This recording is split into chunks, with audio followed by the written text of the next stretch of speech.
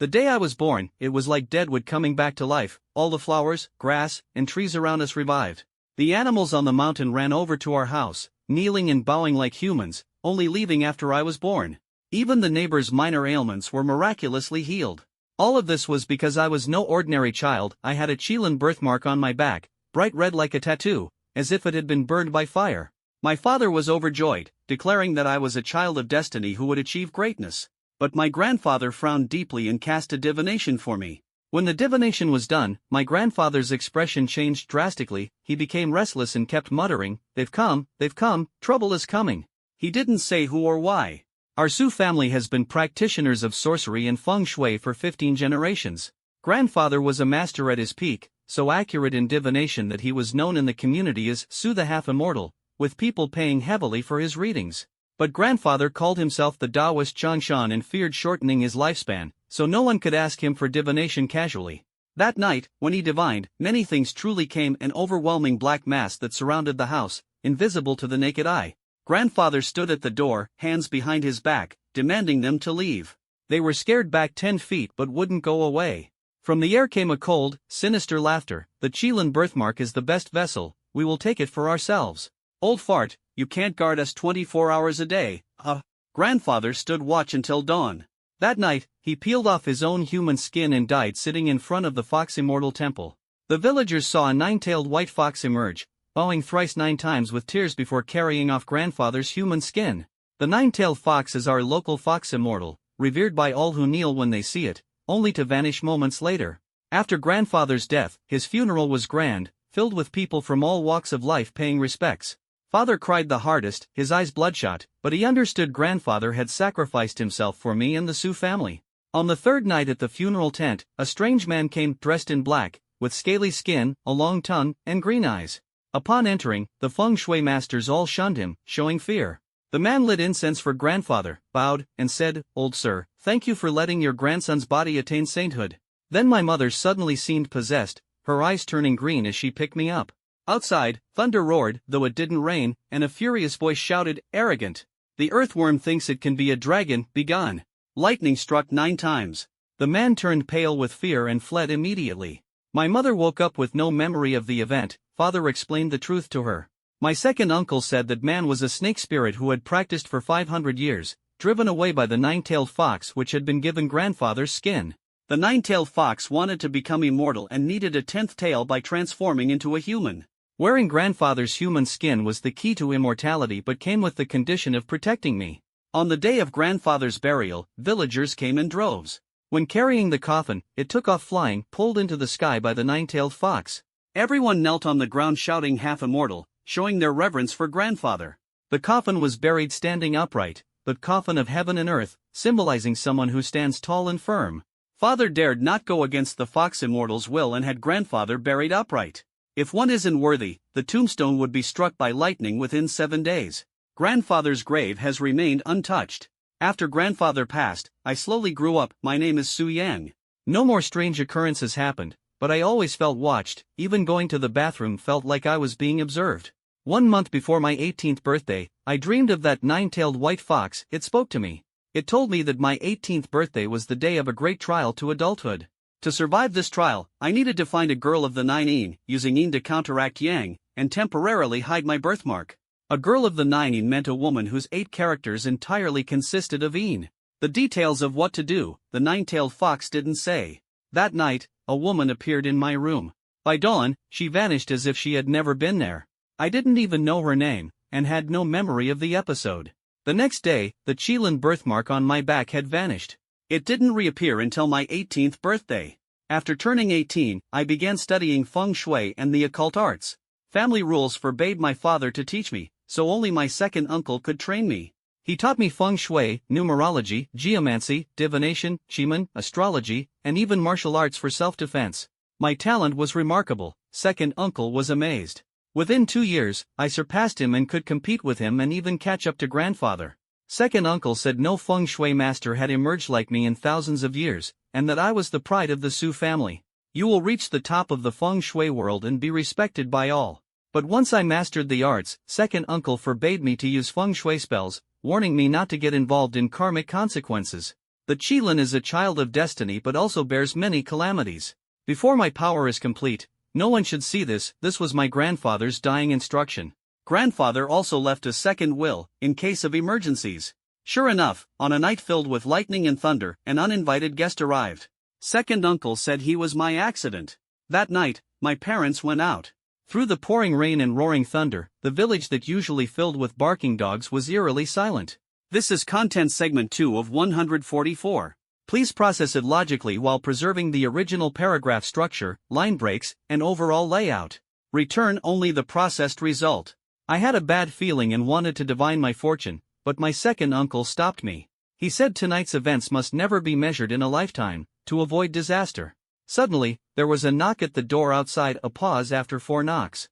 Amidst the thunder, the moment was terrifying beyond words. Midnight knocking. 3 knocks mean a person, 4 means a ghost. Could there really be a ghost at the door? My second uncle told me to return to my room and strictly ordered me not to come out no matter what happened.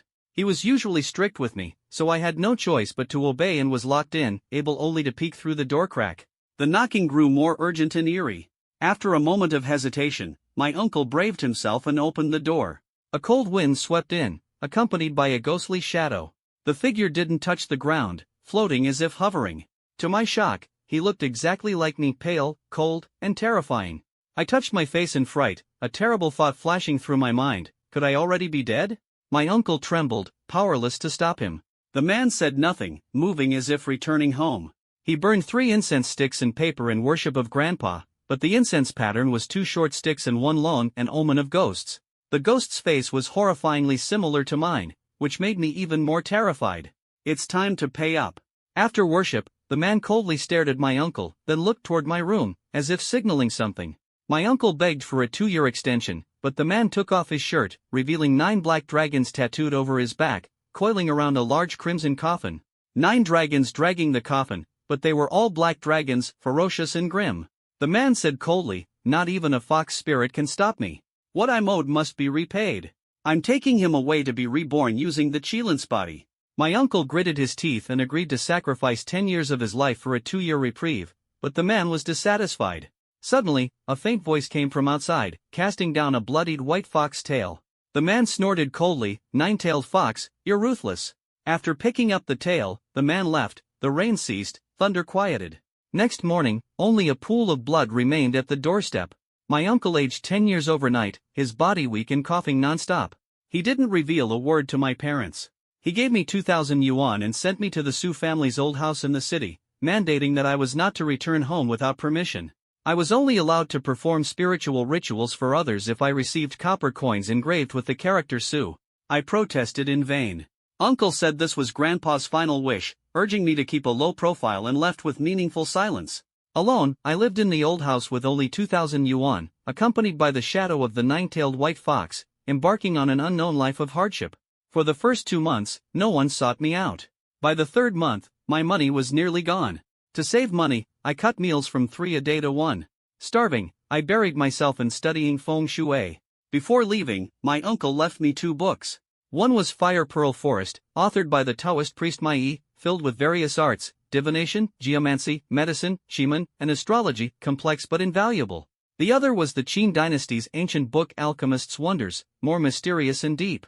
Except for Grandpa, no one in the Su family could decipher much. Though I hadn't reached Grandpa's level, I grasped a little.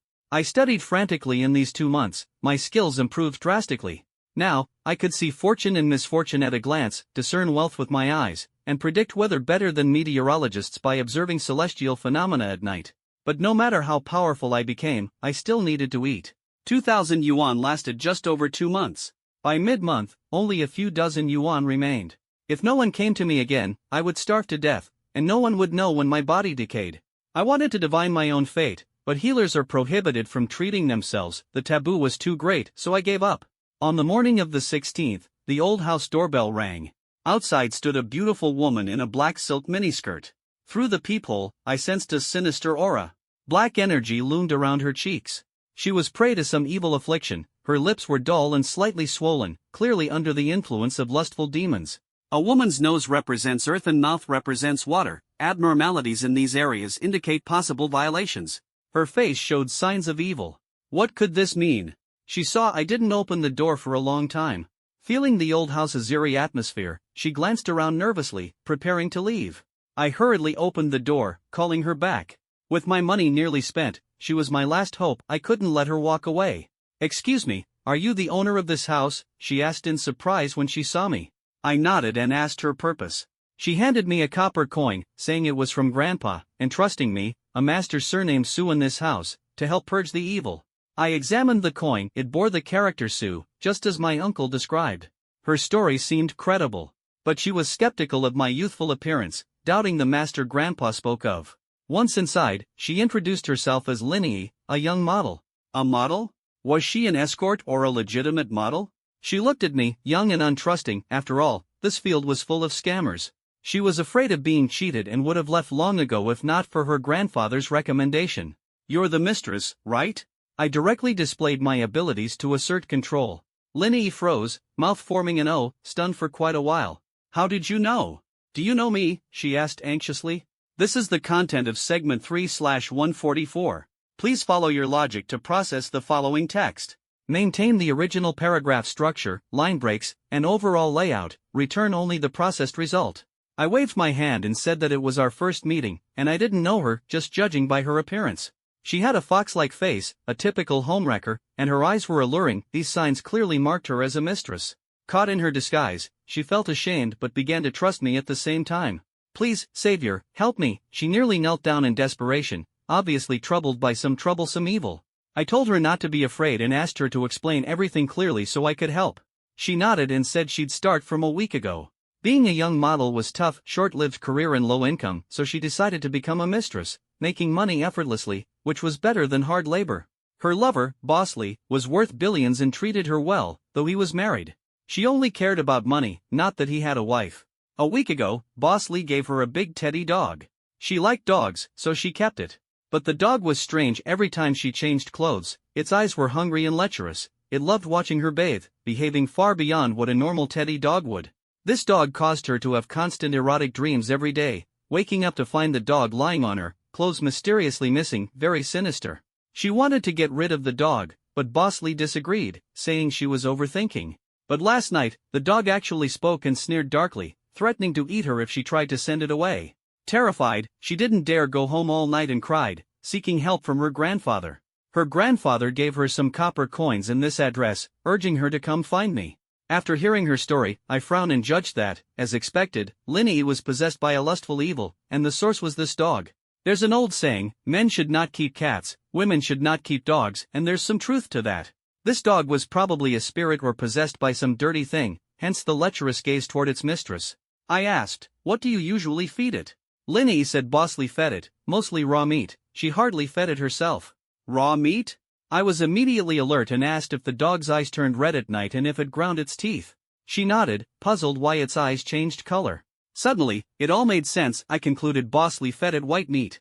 She didn't understand, so I mentioned the movie Dragon Inn, and she instantly became fearful, sweating cold drops. White meat is actually human flesh. Animals that eat human flesh tend to become evil spirits. If the meat carries resentment, it becomes even worse, wreaking havoc within 7 days. Fortunately, it was a teddy dog with a mild temperament. If it were a fierce dog, Linny would have been killed already. Linny was stunned and hadn't expected Bosley to feed his dog human flesh. Could it mean he'd killed people to silence them? I said, "Come on, take me to get rid of the murderous dog, you handle the rest yourself." Her face was pale with terror, but she still took me to her home. She had a car, and soon we arrived at a high-end apartment. When she opened the door, she trembled in fear of the dog. I stepped in, and the teddy dog immediately stood up alert and growled low like a wild beast. I shouted, "How dare you growl at your grandpa?" I made hand gestures, recited spells, and pulled out a yellow talisman. The dog immediately convulsed, screaming in a strange, almost human-like voice rather than a bark. Sure enough, it had become a spirit and wanted to harm people. There was no way I'd let it go. Seeing my murderous intent, the dog surprisingly knelt like a human, begging for mercy. I had no intention to spare it, and the dog understood but dared not bite me. It lunged at Linny instead. She screamed and backed away several steps. I quickly stepped on the dog's neck and told her to grab a knife. One chop later, its head was severed, blood splattered everywhere. After the dog died, Linny's Bosley suddenly returned, holding a large plastic bag containing body parts and a female head. why are you back? Bosley said, surprised, lips twitching. It was clear he feared we'd uncovered his secret. Caught by us, Bosley immediately turned murderous. He grabbed Linny's neck, shouting, I killed my wife for you, and you bring home some pretty boy behind my back? Since you know I kill people, you won't live. He squeezed her neck while she struggled desperately but couldn't break free, only managing to reach out to me for help. I didn't move to save her. I glanced at the bloody limbs and head in the bag with a slight smile. Suddenly, the bag bulged, and the head rolled out. It was a fat woman's head, covered in blood, with huge, frightening eyes staring daggers at Bosley. Bosley panicked, released Linny, and backed up repeatedly until he hit a wall with nowhere to go. What is this? He went weak and drenched in cold sweat, his legs trembled uncontrollably. Give me back my life, the head actually spoke.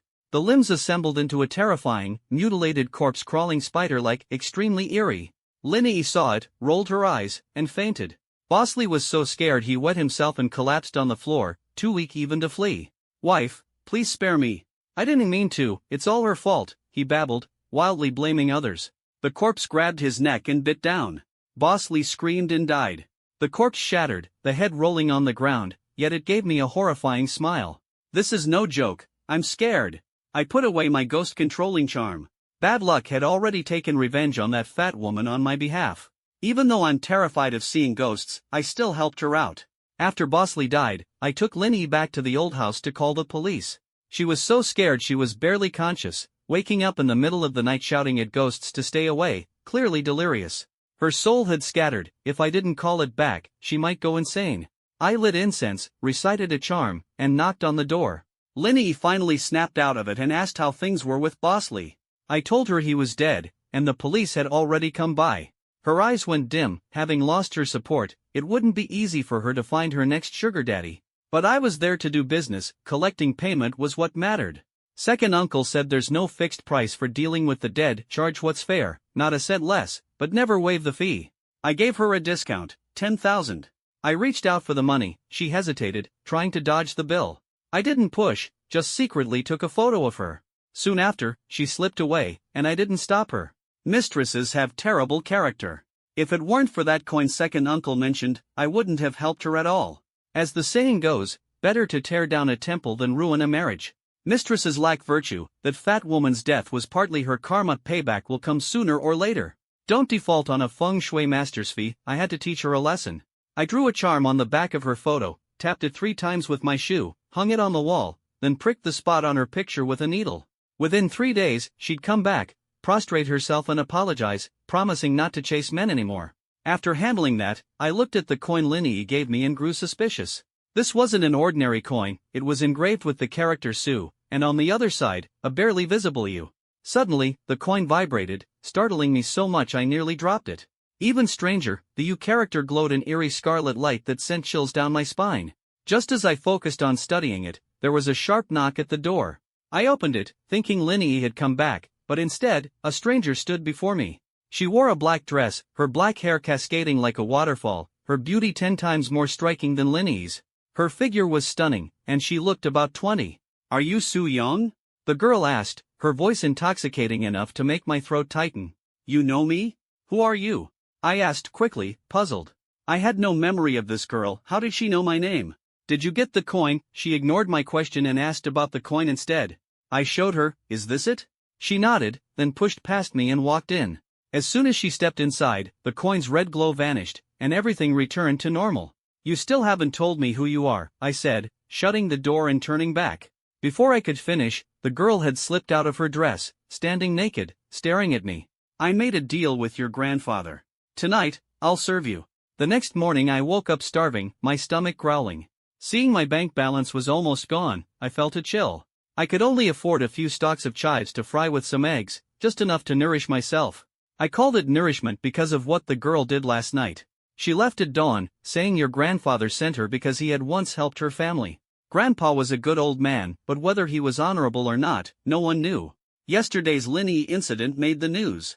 That Bosley was actually a man living off his wife's wealth, the real money was hers. When she found out about his affair with Linny, she tried to kick him out. In their fight, Bosley killed her, even using dogs to dispose of the body, a ruthless and cruel act. I knew right away Bosley was no good from his 3 white eyes. 3 white eyes means showing white above, below, and on the sides of the iris either upper 3 whites or lower 3 whites. People with upper 3 whites have violent tempers and can be brutal toward their partners. Those with lower 3 whites are sinister and conniving, often cheaters and terrible husbands. Crossing paths with them is bad luck. Bosley had the lower 3 whites and mooched off his wife. Not a soul deserves sympathy.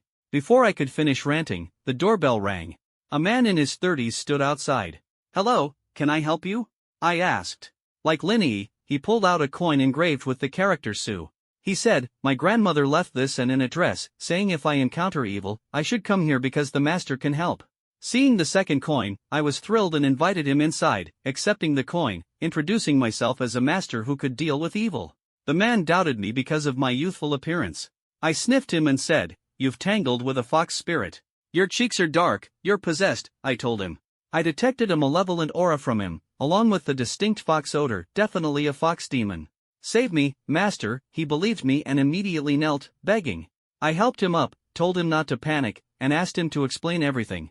He said his name was Xiangzi, 33 years old, living in a small mountain village. His parents died young. He was raised by his grandmother, who passed away last year, leaving only this coin and the address. A month ago, the village was plagued by a fox disaster. Many families had their chickens stolen. The foxes were numerous and cunning, known as the village's wild spirits. Not only other families' chickens, but his own were stolen too. Being poor already, this loss enraged him. That night, he stayed up guarding the chicken coop with a hoe until midnight. Although it was hot summer, a chilling wind blew that night. Shadows darted around the coop with no dogs barking and eerie silence. He feared the foxes had become spirits. He remembered last year someone caught a two-tailed fox, said to be a supernatural creature that granted longevity when eaten. When that fox was captured, it knelt in front of them, tears in its eyes, seeming to understand human speech. But it wasn't spared. The captor went mad afterward, boiling himself alive in a big pot of hot water. Since then, villagers no longer dared eat foxes and only chased them away when seen. Thinking of this made him uneasy, but chickens were life, he couldn't just give up. He downed half a bottle of white liquor and held on until past 1 in the morning. Suddenly, he caught a scent of fragrance, dimly heard a voice, but couldn't open his eyes and eventually fell asleep. When he woke, noises came from the chicken coop. Clutching his hoe, he cautiously approached, ready to deal with the fox thief. Instead, he saw a woman lying inside, fair-skinned and alluring, completely naked. The woman wasn't afraid of him, her gaze was seductive as she lay on her side, a white cloth beneath her hips. He swallowed nervously, the alcohol hitting hard. She beckoned with her finger, and he stepped forward. For over 30 years, Xiangzi had been a bachelor, never even close to a woman. Now faced with such beauty, his mind went blank, he pounced like a beast. Her skin was delicate, and he instantly liked her. Right there in the chicken coop, he embraced her, passionately spending the whole night.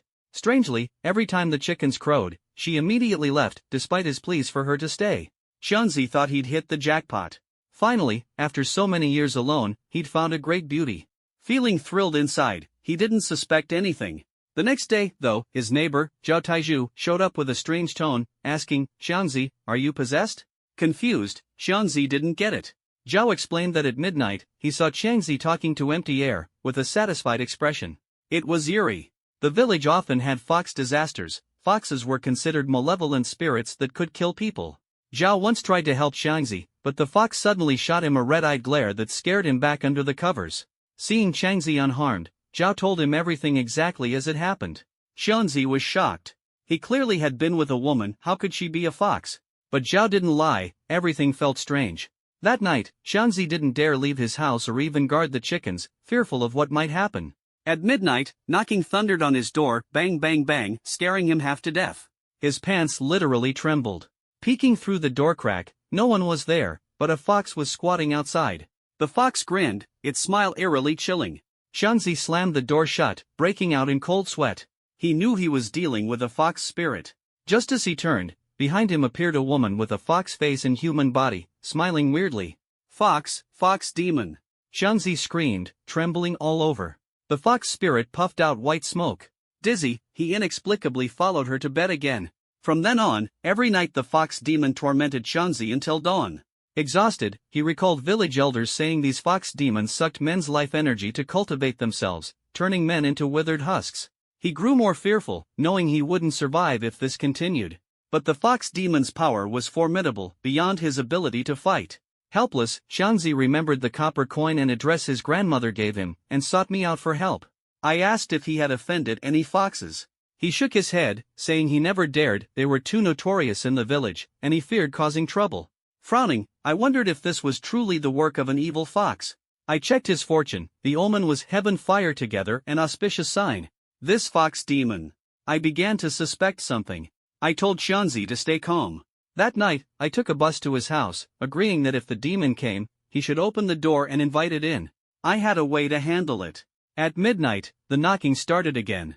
Xiangzi nervously opened the door, but the demon didn't enter. It snarled outside, "A night spent as husband and wife is 100 days' grace, how dare you seek someone else to fight me?" Xiangzi trembled, silent. The demon sniffed the room, alert to my presence. I stepped out. Seeing the demon, I gasped, not the beauty Xiangzi imagined, but a fox-faced woman with a sinister look. I demanded, "Demon fox, why do you haunt Xiangzi? Mind your own business. Get lost," she snapped fiercely. With the situation critical, I had no choice but to subdue her.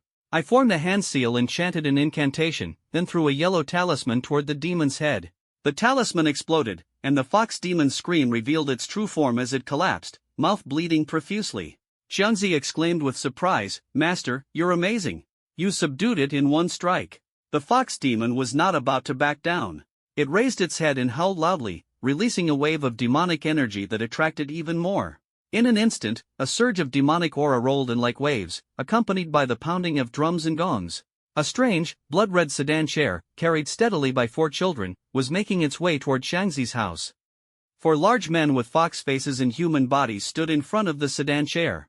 They beat drums and gongs, and each had a bushy fox tail behind them, their bodies covered in fox fur, giving them a bizarre and eerie appearance. Terrified, Xiangzi pointed at them and whispered, "Little master, demons, fox demons, a big group is here." I reassured him, "Don't be afraid. With me here, these demons are nothing to worry about." But this time, there really were more fox demons than usual. Xiangzi had said before that this mountain village was full of foxes, prone to fox disasters, and it seemed many had actually cultivated into spirits. The fox demon on the ground snorted arrogantly. "Humph, you're finished now. The fox immortal lady is coming to settle this."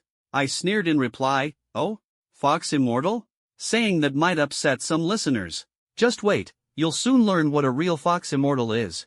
The fox demon stopped at Xiangzi's doorstep and carefully set down the eerie, blood-red sedan chair. It looked like a paper effigy, coated with human blood. Such paper effigies were usually offerings for rituals, but demons of higher cultivation could also use them. The atmosphere turned dark and oppressive. The fox demon on the ground immediately rose and knelt before the sedan chair, respectfully addressing it as Fox Immortal Lady. The others followed suit, kneeling as well, as if the fox demon inside the chair held an extraordinarily noble status.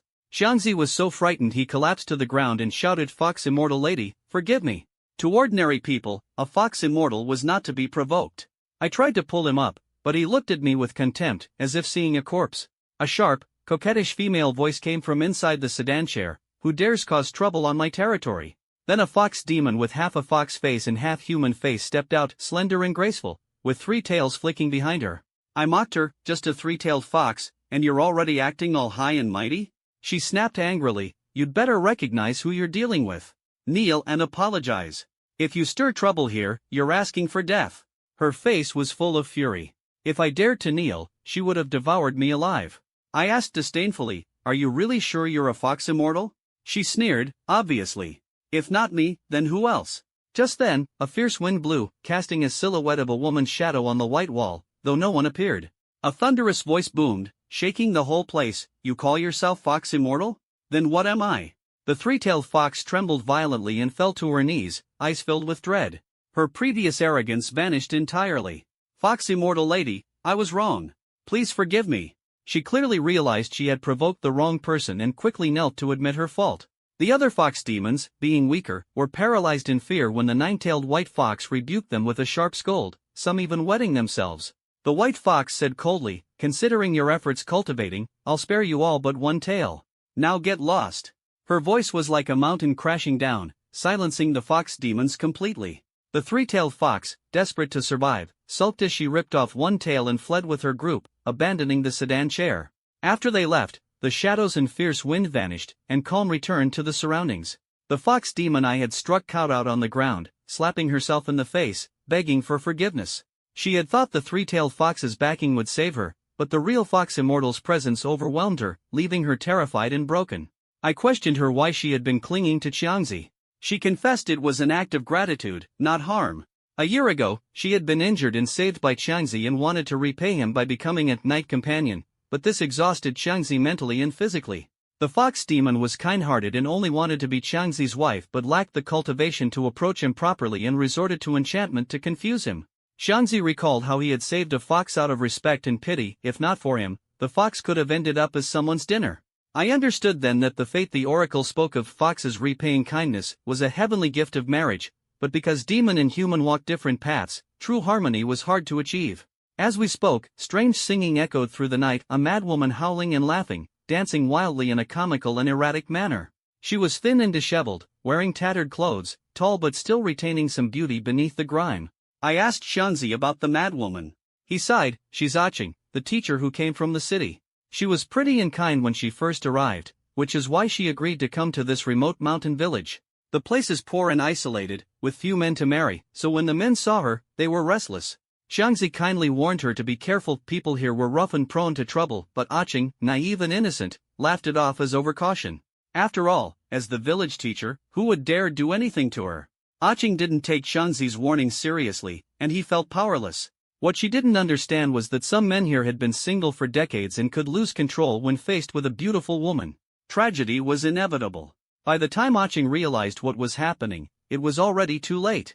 A few of the village's older, unsightly bachelors, poor and unable to find wives, had turned evil. They lured Aching into a house with an excuse, drugged her, and took turns violating her. This is segment 7 of 144. Please process the following content logically. Keep the original paragraph structure, line breaks, and overall layout. Only return the processed result. When Aching woke up, it was already late, and she was laughing like someone tearing her heart apart. She had sacrificed a promising future to work as a teacher in the village, only to suffer inhuman abuse and completely lost her mind. She became a lost soul haunting the village, but no one dared to catch those bastards. Good people don't always get rewarded, Xiangzi said heavily as he smoked, watching the deranged Aching. The people here were ignorant, even the teacher was mistreated.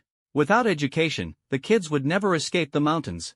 I helped Aching with a fortune reading. The DUI hexagram appeared, symbolizing being trapped in adversity, a very bad sign with more misfortune than luck. It meant she was destined to be crazy forever, never leaving the village.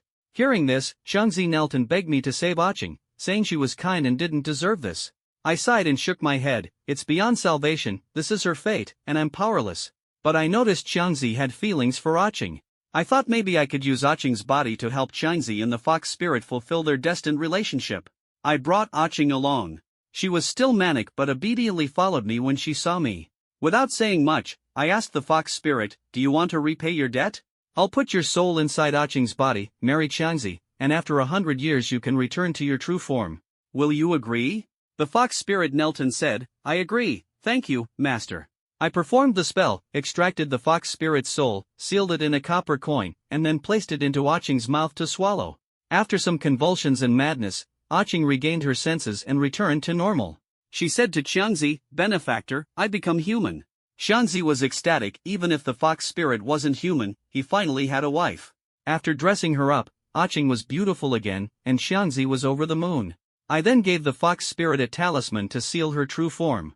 After 100 years, when Xiangzi dies, she can reclaim control. Tomorrow, I would have the fox spirit remove the copper coin and plant it in the yard. If a plant grows from it, they must bow 3 times daily to help ward off disasters. After all, when a demon possesses a human body, fate is already set. That night, I acted as their witness at the wedding and, after a few drinks, left quickly, worried someone might come looking for the copper coin. My only hope was to collect 10 copper coins to break the seal and settle down peacefully. When leaving, Xiangzi only gave me money for a bus ticket plus some salted fish, cured meats, and eggs. I didn't say much. Shortly after I left, a commotion arose in the village. I shook my head and sighed that Fox really knows how to stir things up, and Xiangzi must take care of his health. Returning to the old house past midnight, I examined the copper coin closely. Like before, it had the character Su on it, but this time it also said repay kindness. The last coin said desire and brought a beautiful woman. This time, repay kindness. I wondered what it would bring. Suddenly, the copper coin glowed a deep crimson and trembled uncontrollably. Then came a knock at the door. Pocketing the coin, I opened it to find an old woman standing there, leaning on a cane. Her skin was wrinkled, toothless, but she smiled eerily. She was neither human nor ghost, giving off a sinister aura. She asked if I was the young master of the Sioux family and requested to see the copper coin. I showed it to her, and she smiled, saying it was indeed the one. The old woman said my grandfather had once saved her family's life and now it was her turn to repay the favor. Then she handed me a burial gown. I was puzzled. I'm alive. Why would I wear a burial gown? That's worn by the dead. She chuckled. You don't understand. This isn't a normal burial gown. Wearing it makes ghosts and demons unable to tell if you're alive or dead, a rare treasure in the yin-yang realm. Her words left me half believing, could it really be that powerful? Before I could ask more, she suddenly vanished like a ghost without a trace. I kept the burial gown, thinking if it really had the power she claimed, it'd be incredibly valuable. That night, I dreamed I was wearing the burial gown, tangled in bed with a beautiful female ghost. She had smooth skin, pure looks, a sensual figure, and wound around me like a snake. Just then, the doorbell rang, waking me up. Irritated, I went to open the door and found Linny. Her face looked grim as she scolded me, "You're shameless. What exactly did you do to me?" Then she blushed, as if recalling something embarrassing. I couldn't help but laugh. Shameless? Compared to her, what am I? Is there anything more shameless than freeloading in this world? What did you do to me? Why does it hurt so much every time I... Linny trailed off, embarrassed to finish the sentence. Why does it hurt so much every time you sleep with a man? I asked with interest. You want a freeload, you have to pay the price. Linny glared at me furiously, claiming it was all my scheme. No wonder she couldn't find anything wrong after all those hospital tests. I chuckled. Looks like she found herself a new sugar daddy, otherwise how would she have discovered this? Now that she has a new benefactor, she must have money, so I immediately demanded she pay me, or else no more pleasure with men. I cursed her photo, pricked her perineum, and used ghost talismans to cast a spell. From then on, whenever she slept with a man, the pain would be unbearable, worse than death for her. This is paragraph 8 of 144. Please handle the following content according to your logic. Keep the original paragraph structure, line breaks, and overall layout unchanged. Return only the processed result. So, offending a feng shui master is something you must be cautious about, or else it won't take long before you pay the price. I've already been lenient with my methods. I've heard that back in the Qing dynasty, a merchant offended a feng shui master. That master buried 7 malevolent nails beneath the merchant's ancestral grave. As a result, all 3 of his daughters were raped and killed by beggars, his son became a eunuch, and the entire family died from illness, a total disaster. Linny not only didn't pay me but also cursed that I ruined her business, saying if it weren't for her lower abdominal pain, that client from last night would have already taken care of her. But because they thought she was sick, they dumped her and cut off contact. Then she threatened me, saying she wouldn't pay even if she had money, and if I dared to bother her again, she'd never give me a dime. No sooner had she finished speaking than I slammed the door shut with a bang. Still not learning her lesson. At a time like this, she dares to insult and threaten me? Doesn't she know it's only right and proper to pay for services rendered? I removed the pins from the photos and began stitching up her wounds. After all, this was to break the curse, stripping her of her capital to do business. Linny was screaming curses outside the door, kicking it, but I ignored her. Soon enough, she stomped off in a huff. I sneered, waiting for the show to unfold. Freeloaders never have a good ending, yet they still act arrogantly. After Linny left, I ate a little. Around noon, someone knocked on the door. I peeked through the peephole and saw a man in his 20s, dressed like a fisherman, very clean. He knocked a few times and waited anxiously, clearly something was wrong. I opened the door and asked directly, "Who are you looking for? Is there something you need?" The man looked pale, seemingly frightened. After sizing me up, he asked, "Is there a master here who knows how to exorcise evil spirits?" "Yes, that's me," I answered straightforwardly, no beating around the bush. He seemed skeptical since I was so young. But seeing that I was the only one inside, he had no other choice. I sniffed him and caught the smell of decomposition. His nails were grimy, pale face, lips purplish. "Have you been in contact with a problematic corpse?" I asked. He nodded repeatedly like a roly-poly toy, impressed that I could guess his situation without him saying much. He said he dealt with corpses. There are many jobs like that: crematorium workers, mortuary attendants, hospital morgue staff, corpse carriers, burial workers, etc. Wearing fisherman's clothes, he was probably a corpse retriever. Corpse retrieval is an ancient and mysterious profession, well paid but dangerous, reliant on eating the food of the dead. If you encounter a cursed or strange corpse, you might never come back. The water is far more dangerous than land. This work requires not only swimming skills but also tough luck, or you'll end up as a corpse someone else has to retrieve. I asked, "A corpse retriever? Do you have copper coins?" He brightened up, realizing I knew the trade, and pulled out a copper coin. He said it was left by his uncle along with an address. His uncle told him before dying to come here for the master to help deal with the evil. I examined the coin, it bore the character Sue. Looks like he's fated to be involved too. I invited him inside and asked what exactly had happened. He sighed, then suddenly slapped his own face hard, blaming himself. He didn't control his lower desires and broke the rules. My heart tightened. Could it be that he did something to a female corpse? In fact, all corpse-related professions have strict rules: never disrespect the dead, the deceased must be honored. This rule is paramount. Sure enough, he said his name was Pan Lei. Not long ago, he recovered an extraordinarily beautiful female corpse. Pan Lei hadn't been a corpse retriever long, just a few months. He never finished middle school, had no skills, couldn't endure hardship, and barely earned anything yearly to send home. Later, he thought it might be better to do this job, earn more to marry, and then quit, better than being idle with no prospects. Pan Lei's third uncle is also a corpse retriever, good swimmer, suited for this job, and earns better than average. With no children of his own, the uncle doted on Pan Lei. When he heard Pan Lei wanted to learn the trade, he was both worried and happy. Worried because the job is dangerous and a misstep could spell disaster. Happy because finally someone would carry on his extensive knowledge and skill as a veteran corpse retriever. Once, there was a strange case. A pregnant woman was pushed into the river by her lover and drowned. Later, a retrieval team was sent to recover the body, but none was found. Instead, 8 team members mysteriously disappeared, leaving behind an eerily drifting empty boat. People said at night they saw people on the boat jumping into the river one by one, bodies vanished, and the boat became a ghost ship.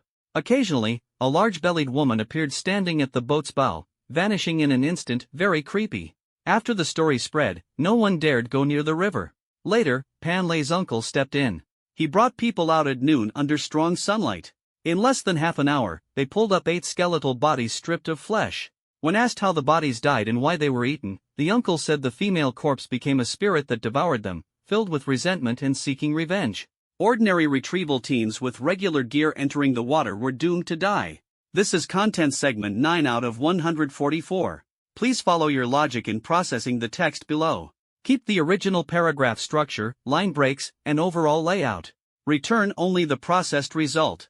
Third uncle had someone collect the men's blood to help lure the drowned woman's corpse from the water. The body was buried in mud and sand, whoever went down would die. After the blood was gathered, third uncle lit incense, bowed, and worshipped the dragon king, water ghosts, and the drowned woman, then sprinkled the blood on the river's surface. The water boiled, and a huge clump of black hair surfaced, an eerie sight. Third uncle soaked a rope noose in black dog's blood to fish the corpse out. The drowned woman's eyes were wide open, her body swollen, and something seemed to be moving inside her belly. Her face was as pale as flour. Third uncle said this body was cursed and had to be cremated, especially the fetus inside her. It had eaten other salvagers, and if the fetus broke out, it would kill people. Although the woman was a water ghost and powerless on land, the fetus was a different matter. Once out, it would treat humans like cattle to be devoured. After receiving approval, third uncle cremated the body. Flames seemed to struggle within, with sharp wailing sounds. Pan Lei often heard such stories and admired third uncle, deciding to apprentice under him, feeling he could easily make money in the future.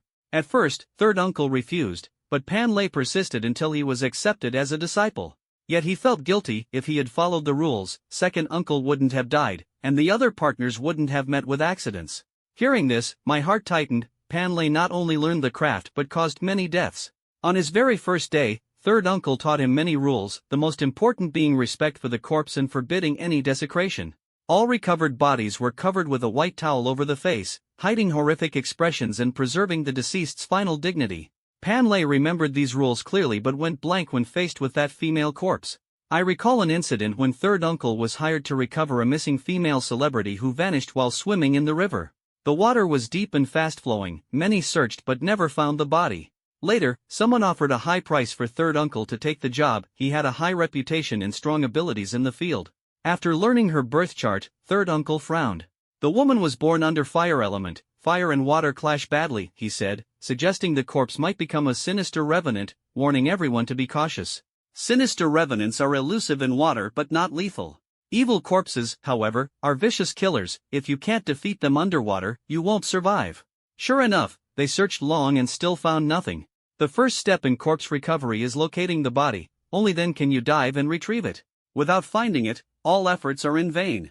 As dusk fell, traditional salvagers knew it was unwise to recover bodies at night. The water was spooky and menacing, with unknown horrors lurking. Still, some strange corpses surfaced at night by themselves. Pan Lei's third uncle decided to take the risk and continue the search after dark, determined to find the body no matter what. At 9 o'clock, a corpse suddenly floated in the river center, but third uncle shook his head repeatedly, saying the situation was grim. He explained the problem. This corpse wasn't merely drifting but stood upright in the water, occasionally showing half of its head, as if walking underwater, extremely eerie. The late hour intensified the chilling scene, making Pan Lei feel like he saw a ghost. Third uncle called this a standing corpse, more dangerous than ordinary evil corpses, often possessed or guarded by water spirits like river children or water monkeys, extremely difficult and perilous to deal with. He showed photos for comparison and confirmed this female corpse was indeed the missing celebrity. Even though only half her head was visible, he recognized her instantly, a true expert. He said others profited from retrieving corpses and helping people avoid calamities, but he couldn't abandon this strange female corpse lightly. Kneeling at the boat's bow, he lit 3 incense sticks and bowed 3 times, respectfully saying, "Water Ghost Pan Lei humbly requests your mercy, offers rich tribute to redeem the corpse, and pleads you to step aside. With deepest thanks." Water Ghost is the nickname for salvagers. This was an early bribe, hoping the spirit clinging to the corpse would yield. Then he asked Pan Lei to toss offerings into the river and burn joss paper, aiming to ransom back the corpse. Something strange happened. A cold wind blew as the paper burnt, scattering ashes. The 3 incense sticks suddenly went out. The offerings crashed back onto the boat, striking the crew. The drowned woman laughed eerily and fled through the water. Pan Lei shivered, terrified. How can a corpse still laugh? Third uncle shook his head. Not her, that's the thing on her laughing. Angered, he shouted, "If you refuse the wine, you'll get the penalty." To survive by working under the Dragon King requires toughness. People fear ghosts 30%, but ghosts fear people 70%. He pulled out a strange fish spear carved with spells. Pan Lei, illiterate in this writing, couldn't understand. Third uncle smeared it with black dog's blood, tied it to a rope, then leapt into the icy river. Third uncle said if he didn't surface within 10 minutes, the boat should leave, no need to rescue him or the corpse further.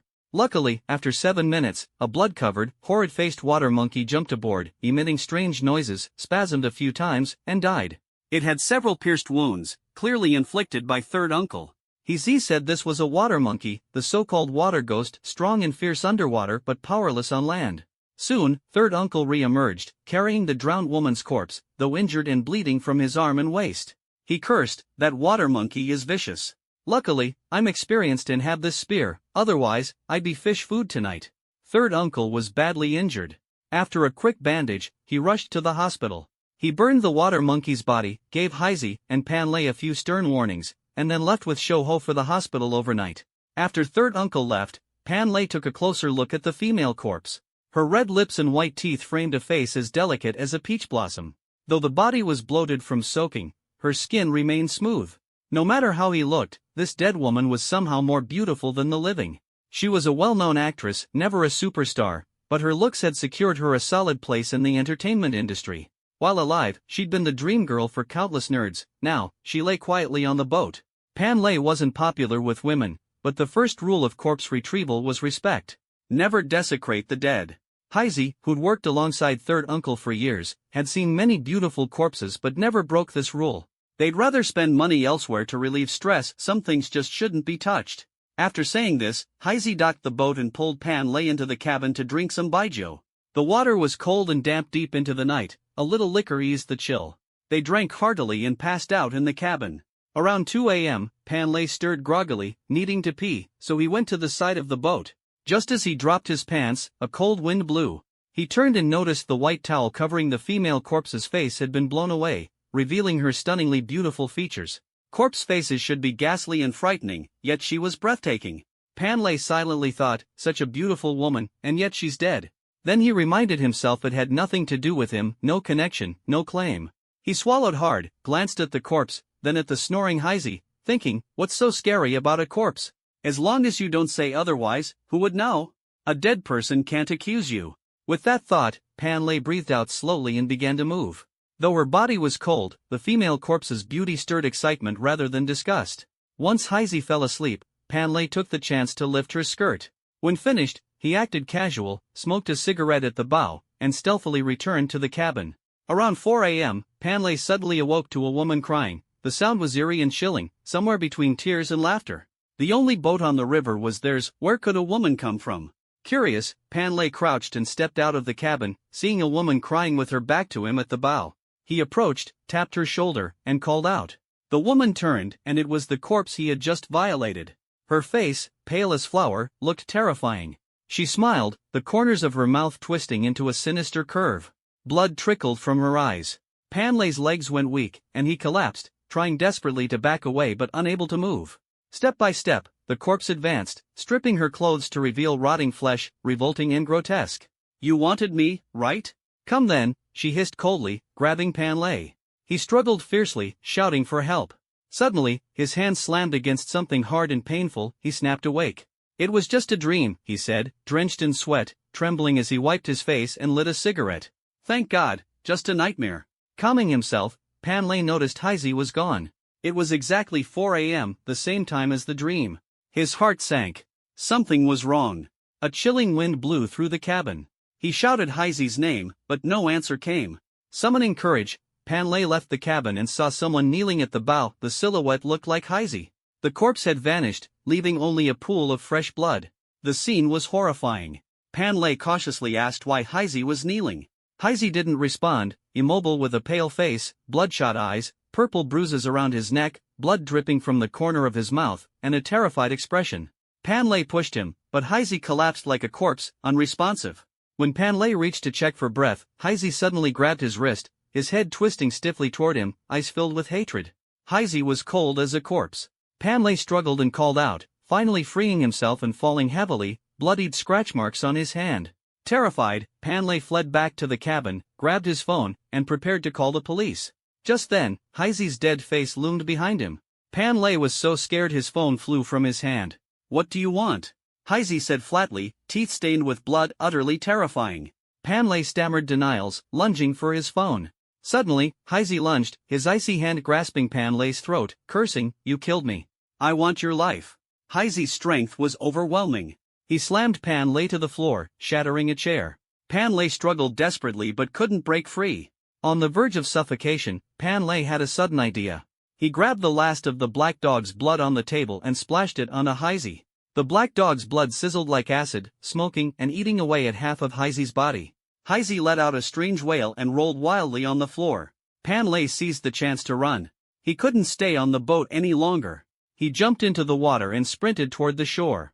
Fortunately, the boat was docked close to land, otherwise, the outcome would have been unthinkable. Panlay ran, occasionally glancing back. Heisey didn't pursue him, but he felt someone was following him in the shadows. Chilly winds swept by, sending a shiver down his spine. Occasionally, faint footsteps echoed, only to disappear moments later.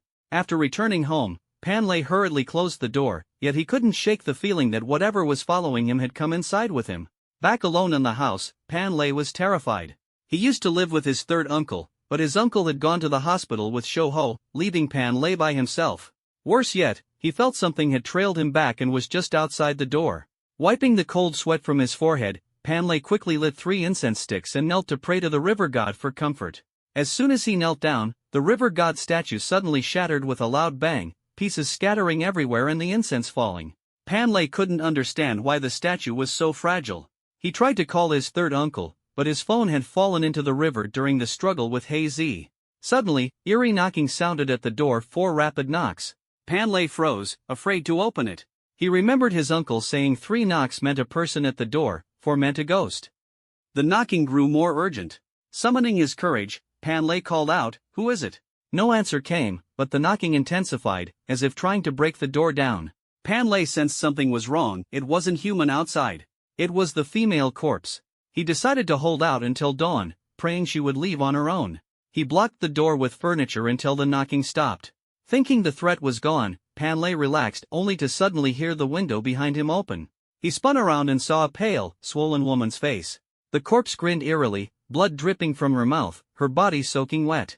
Hee, I've found you," the corpse said with a sinister smile. Panley screamed in terror and frantically moved the furniture blocking the door, then bolted outside to save himself. Only a few steps into his escape, he collided with his third uncle. Mixing relief with fear, Panley collapsed to the ground, crying and trembling. His uncle also felt something was wrong. His right eye had been twitching non-stop at the hospital, a bad sign prompting him to return home. The uncle scolded Panley for breaking the rules. For corpse recoverers, observing the proper rituals was paramount, yet Panley had made mistakes, causing the river god statue to break, leading the female corpse to kill Hazy, and now he himself was likely caught in this nightmare. The uncle resolved to confront the corpse alone, instructing Panley and Shoho to leave first. Stubbornly, Shoho refused to go, insisting on staying to help. Still, he urged Panley to leave. Fearful but trusting his uncle's strength, Panley departed. By midday, Panley had returned to find a pool of fresh blood by the doorstep, his heart sinking. He knew something terrible had happened. Inside, the blood-stained room felt suffocating and dreadful. On the sofa lay Shoho's corpse, covered in blood, eyes wide open, his face twisted in agony. Panley broke down in tears, falling before Shoho's body, overwhelmed with guilt. He searched the house for his uncle but found nothing. Suddenly, the refrigerator door creaked open by itself. Summoning his courage to investigate, Panley gasped and burst into tears. Inside the fridge was his uncle's head in the cold storage compartment, while the torso and limbs had been haphazardly stuffed below. The fridge had been so full the door had been forced open. His uncle's death was brutal, and Panley was consumed by guilt. He knew all this tragedy resulted from his broken rules, causing the deaths of Hazy, Shoho, and his uncle. Even at death's door, his uncle had written the word leave in his own blood, pleading with Panley to flee and save himself. His uncle had always cared deeply for him, but Panley had only dragged him down, suffering the harshest consequences. Panley wept uncontrollably, repeatedly bowing to his uncle's corpse in the fridge until his head bled. Suddenly, strange noises came from under the bed, as if something was trying to crawl out. But Panley had just searched under the bed and found nothing. Could the female corpse be this sinister and cunning? This is content segment 12 of 144, processed according to logical flow. The original paragraph structure, line breaks, and overall layout have been preserved. Panley trembled all over at the mere thought of that female corpse. A corpse daring to appear during the day had to be sinister. Earlier, when he looked for third uncle, he even flipped the area under the bed but saw nothing. Yet now, it felt like something was about to come out, and the thought terrified him. 3 seconds later, a creaking noise came from under the bed, followed by heavy footsteps. A cold wind blew across Panley's face. Panley, scared out of his wits, fled the room and only caught his breath standing under the sunlight. He glanced back and saw a woman's face pasted on the door, blood dripping from the corner of her mouth, wearing a ghostly smile. His legs went weak. Luckily, the sun was too bright, and the female corpse didn't dare to come out chasing him. He hurriedly ran away and left that place. After hiding for a while, Panley felt miserable, guilty over third uncle and Skinny Monkey's deaths, and fearful that the female corpse might come for him anytime. The corpse was extremely vicious. If it latched onto him, there'd be no peaceful rest. Then he remembered the heirloom, a copper coin given by his eldest uncle. He pulled it out and sought me out, hoping I could help him kill the female corpse and avenge third uncle and the others. After hearing him out, I suddenly stood up and slapped Panley hard across the face, knocking him to the ground with blood trickling from his lip. He froze, holding his cheek, asking me, "Why did you hit me?" I said coldly, "You broke the rules and caused others to die. You alone are responsible. If it weren't for this copper coin, I wouldn't have bothered with you. Every field has its rules. You messed up and killed so many people, you deserve this. People like Panley don't deserve my help. It was only because second uncle asked me that I didn't drive him away." The female corpse's energy was extremely strong. Sooner or later, she'll find him, peel his skin and tear his bones apart. Both the living and the dead deserve respect. Don't think death lets you off the hook. Women naturally carry energy, dying in water makes it worse. He's courting death. Causing harm even after death, he deserves to die 10 times over. Panley blamed himself, "It's all my fault. I'm a beast, worse than a pig or dog." He slapped himself repeatedly, apologizing. I said, "Words are useless now. Since you have the copper coin, I'll help you deal with this." I pocketed the copper coin and warned him not to act recklessly, that he had to find a way to make amends. Third uncle really had some genuine skills but still died at the hands of the female corpse, showing how furious her resentment was and its connection to her cause of death. Pan Lei struggled grabbing the corpse and even encountered a water monkey, proof that her resentment was overwhelming. How to handle such a vicious female corpse? Pan Lei was meant to die. If I forcibly intervene and cause an effect, the backlash would fall on me, and I'm not willing to take that risk. I glanced at Pan Lei's crotch and got an idea.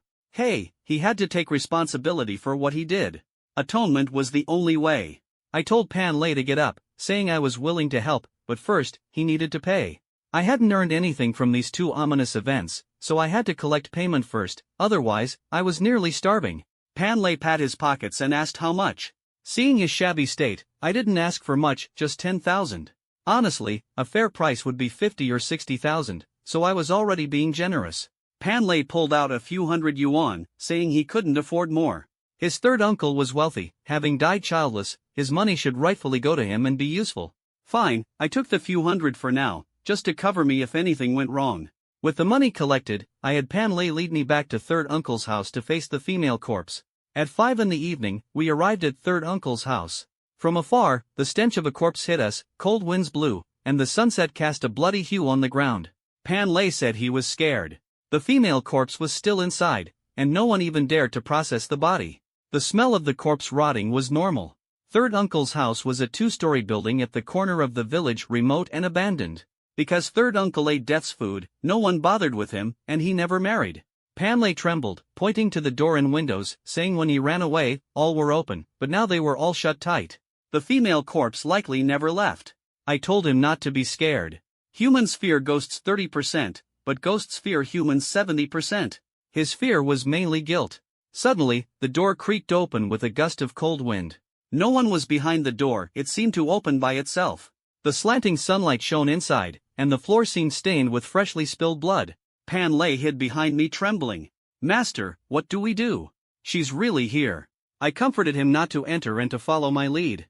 The consequences could be serious. Pan Lei nodded repeatedly. Ignoring him, I stepped into the house. The moment I entered, a chill hit me like stepping into an ice cellar, freezing me to the core. The cold wind inside was bone-chilling and terrifying. I scanned the room. The corpse on the sofa was already decomposed, that was Skinny Monkey's body, surrounded by dried bloodstains dark and stale. The stench was unbearable. Suddenly, Skinny Monkey's corpse trembled slightly, seeming to emit a rattling sound. Skinny Monkey was killed by the female corpse and tainted by her resentment. The body had been left unburied for some time, and my arrival brought living energy, triggering the onset of corpse transformation. I quickly recited an incantation, divine fire consume and cleanse evil, so it be decreed. I pulled out a yellow talisman and set Skinny Monkey's body alight. Though the body didn't move, it made horrific wailing sounds until it turned to ash and fell silent. Closing my eyes toward the ashes, I recited the rebirth mantra, praying he could rest peacefully and reincarnate smoothly. Suddenly, the refrigerator shook violently. I glanced back, the fridge was already stained red, resembling a coffin. The shaking intensified, as if something was trying to break free. Bang! The door suddenly burst open, and a human head rolled out like a ball, bouncing as it lunged at me. This was probably Uncle Pan Lei's head. Like Skinny Monkey, he was killed by a female corpse, bearing a grudge and turning fiercely undead. The fridge was freezing cold, heavy with energy and a foul corpse aura, even more terrifying than Skinny Monkey. When the head nearly reached my feet, I kicked it away and quickly shut the fridge door. Inside, the banging resumed. I bit my finger, using my blood to write the character, command, on the fridge door, then stuck on a yellow talisman. I'll take care of your nephew. You can rest assured. I chanted the rebirth mantra again, continuing the rites to calm him. Gradually, the fridge quieted down. Soon after, black water seeped out and the oppressive aura dissipated. I exhaled with relief, those two corpses were finally settled. Next, I needed to deal with the female corpse. Forming a hand seal, I pulled out a small compass, which spun rapidly before finally pointing upstairs. Step by step, I climbed to the second floor. The corpse aura here was thick, the chilly wind even sharper than downstairs, like needles piercing my skin. The compass stopped at a doorway. As I approached, the door eerily creaked open. Without hesitation, I stepped inside. By the bedside sat a woman, her gaze full of malignant hatred. Her face and body were slightly swollen, but her exquisite beauty was undiminished. Pan Lei hadn't lied. She was definitely a top actress. I'd seen her films and understood why Pan Lei lost control. With that looks and figure, plus the glow of stardom, it made sense that drinking would spark wild impulses. But before I could act, the female corpse started unbuttoning her clothes. I was stunned. What on earth was she trying to do? Her strange behavior shocked me. I frowned and shouted, "Bold demoness, what are you trying to do?" She showed no emotion, her body hadn't decayed, standing before me like a temptress. But unlike Pan Lei, I felt nothing but eerie dread. Her seductive movements didn't stir me at all. The corpse fixed me with a stare and then spoke, "Don't all you men lust after my flesh? Alive or dead, it's the same. You're all despicable. Today I'll satisfy you, but don't meddle where you don't belong." I was utterly shocked. This corpse had truly become sentient. After killing 3 people, her grudge deepened, her aura turned intensely evil. "Oof, trying to bribe me, huh? And if I refuse?" I sneered. Her face twisted into a terrifying mask, the beauty vanished. She said I had some skill but better recognize her worth. Besides, Pan Lei had provoked her first. Her massacre was justified revenge. Interfering wouldn't save him, it'd only shorten my life. She pressed her point with both threats and reasoning, arguing Pan Lei was wrong, her vengeance justified. The living should respect the dead's rules. Break them, and punishment is deserved, divine justice, she said. I laughed and agreed she was right, but asked, Pan Lei was wrong, yes, but 3 innocents died because of him. They did nothing to you, why kill them? You can't use revenge as an excuse to slaughter the innocent. She was speechless, then flew into a rage, shouting, "None of your business. Get lost, or I'll kill you too." Spreading her hands in a spider-like motion, she exuded dense corpse energy and a stench that filled the room. Malignant winds howled, walls and windows rattled loudly. "Demoness, if you don't come to your senses, I won't be so polite." I pulled out a yellow talisman and threw it swiftly. She dodged like a spider, hanging upside down from the ceiling, swaying as she let out a piercing screech, chilling to the bone. She was fierce and stubborn. I had to use real power. Circle of heaven and earth, I stand at the center. 7 stars beneath my feet. Steps graced with spirit. Subdue this corpse. Bind and control. Swift and binding by the decree. I chanted the corpse-suppressing mantra. Her head spun, she swayed midair, limbs trembling. Seizing the moment, I scattered sticky rice over her, a known antidote to corpse toxins. She didn't dodge, the grains fell on her, crackling and sparking instantly. "Ah!" she screamed, tumbling down from the ceiling to the floor. I rushed forward and stomped on her chest. She unleashed surprising strength, rebounding me away and lunging to bite my neck. Quickly, I brandished another talisman, slapping it onto her chest with a bang. She staggered back, crashing into the wall, but the talisman's power wasn't strong enough to fully subdue her. Recovering, she roared and charged again. Her teeth looked sharp enough to sever a human head. "Command of purifying fire, Supreme Lord, swift and binding by the decree," I intoned again. Making an orchid hand gesture, I dodged her attack and struck repeatedly on her philtrum, forehead, chest, dantian, energy center, and jaw. She flipped through the air and slammed heavily onto the ground. The female corpse howled and struggled. The divine fire talisman dispersed half of her corpse aura, suppressing her violent energy. I knelt, pressing down on her back, then drove the 7-star peach pit nails into her spine's acupoints. Peach pits were known to restrain corpses. The female corpse screamed continuously, unable to move. If I used the yellow talisman to summon fire, I could burn her to ashes, ensuring she would never harm anyone again. But her resentment remained unresolved. Killing her wouldn't lift her grudges, her body might become a vengeful ghost. I had to perform a rite to help her find peace. I dressed her properly and called Pan Lei upstairs. Pan Lei was timid and averse to fighting. Trembling, he climbed the stairs. When he saw the female corpse collapsed on the floor, his legs gave out, and he hid behind me.